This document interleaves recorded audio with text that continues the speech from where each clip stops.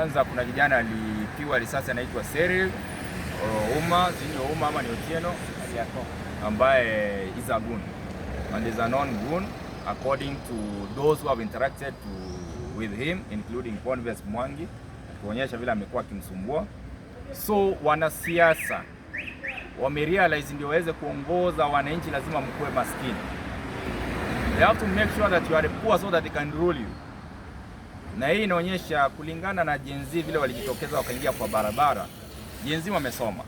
Walipata kusoma kutokana na free education ambayo ililetwa na former president the late Mwai Kibaki.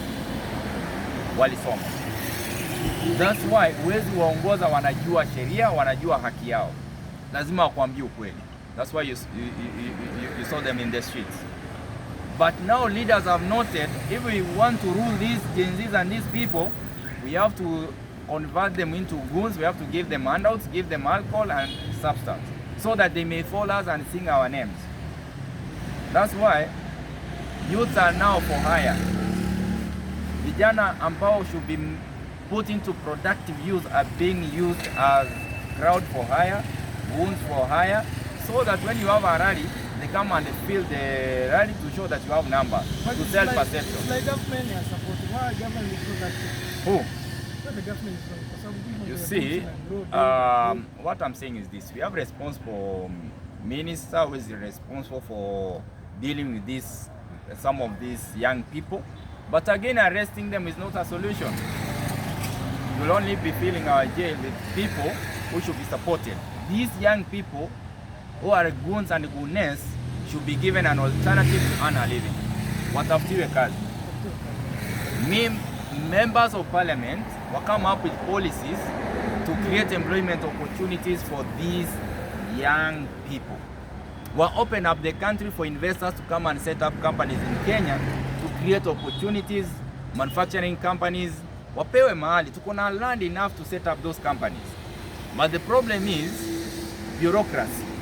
Mtu ndio ukuje weke kampuni hapa Kenya ambayo ita create 1 million jobs. Utagongwa pesa kitambo pewa approval, wamekula capital. Yaani kila mtu anataka tu akule kabla a set up. So if people can sacrifice, watu watoe tamaa yao, we set up such companies, will not have goons. Why do you have a rally on Monday and you have 1,000 people who have been mobilized, 2,000 people? Na watu wamelipwa pesa wakuje kuattend. You know, leaders should use this money instead of hiring goons. Hawa vijana waite, waambie mimi nawapea mboka. Tuende tufagie mtaa, tufanye productive environmental activity, ama tuende tufanye an activity ambayo iko productive na muwapee pesa baada ya kufanya hiyo kazi. It makes sense. Lakini umeenda hao vijana umewaita tu kwa haraka, wa engage. You know, if I was an elected leader, an MP, for example an MP or any elected leader who has a salary and a budget and I want to meet people, sitaita watu ati mkuje kwa rally niwaongeleshe niwaambie vitu nimeambiwa kila siku. Alafu nikimaliza mwingine atawaita waambie the same. The only thing I'll do is this. Nitaita vijana niwaambie na nawapea kazi. Nikimaliza kazi nakuja nikiwalipa nikiwaongelesha. Hawa vijana wapatie kazi ya kusafisha mtaa. Waende wafungue zile drainage system, wafungue zile mitaro kama wewe ni MCA, kama wewe ni MP, wewe ni senator ama kiongozi yoyote ambao umechaguliwa. Waambie wafungue hizo mitaro, wafanye ile kazi ambayo iko productive. Ifika jioni ende wa meet wote sasa kama wamechoka. Waambie sasa kila mtu amefanya kazi yake. Since you wanted to spend 2 million, that one will pay like 2,000 people. Wapatie kila mtu pesa ama 500 each. Kazi ya mkono ni 500. Unaweza weka 500. You will pay like 4,000 people to clean the entire constituency. In the process of doing that, you have empowered them. Mtu atakuwa na chakula, atakuwa na pesa time ya kwenda kulewa. Lakini ukiongelesha within 1 hour, umewalipa 1,000 each, wataenda wapi? Wataenda kufanya, kama ni wanawake wataenda kunywa pombe na kufanya prostitution. Kama ni wanaume wataenda kunywa pombe. What follows next once you are intoxicated is prostitution, nothing else. So leaders should come up with a different formula. And a different formula is, if a leader spends 10 million per week being an MP in his constituency, moving around and meeting people and giving them dishing handouts, instead give these people productive activity. Wapatie activity ya kupanda miti. Nunua seedlings wapatie wapande. Kuja wambiti kama wamechoka, waambie si leo sasa mmefanya kazi. kila mtu aenda akule na watoto wake hii, na anataka kuambia hivi, nitawafanyia hii na hii na nishafanya hii na hii. That one makes sense. But here we have leaders who knows that for them to rule you, they have to make sure they suppress you, they reduce you to become a goon, become a beggar, so that they can rule a poor man. You know, you can always rule a poor man. But the time is coming, all these goons will turn against these leaders. And they will eat them. They will eat everything they have accumulated because they are using their resources.